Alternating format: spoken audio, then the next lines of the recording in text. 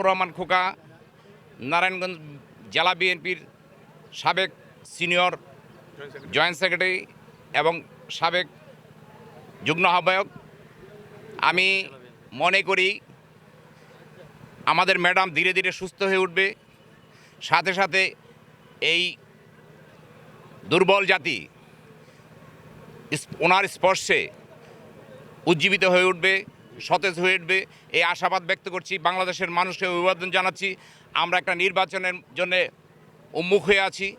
জনগণের ভোট জনগণকে ফিরিয়ে দিয়ে এমন একটা রাষ্ট্র গঠন করব জনাব তারেক রহমানের নেতৃত্বে। মানুষ হাসি মুখে সারা পৃথিবীতে বিরাজ করবে বাংলাদেশের মানুষ, বাংলাদেশের 18 কোটি মানুষ। আমাদের শহীদ রাষ্ট্রপতি জিয়াউর রহমানের সমাধিস্থলে এসেছি। আমাদের প্রাণপ্রিয় নেতা তথা এশিয়ার সর্বোচ্চ গ্লোরিয়াস এবং গণতন্ত্রের যে ধারক এবং বাহক সেই নেতা শহীদ রাষ্ট্রপতি জিয়াউর রহমান এখানে শায়িত আছেন।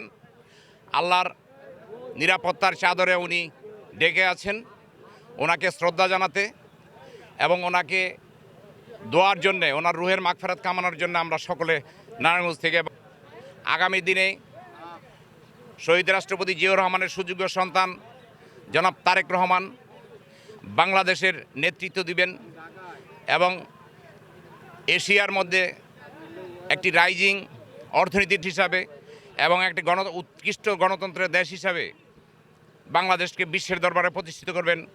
বাংলাদেশের মানুষের স্বাস্থ্য, শিক্ষা, নাগরিক নিরাপত্তা, জীবনযাপন, স্বাভাবিক দ্রব্যমূল্যের ভিত্তিতে এমন একটি বুনিয়াদপূর্ণ রাষ্ট্র কাঠামো নির্মাণ করবেন যেটা পৃথিবীতে বিরল হয়ে থাকবে।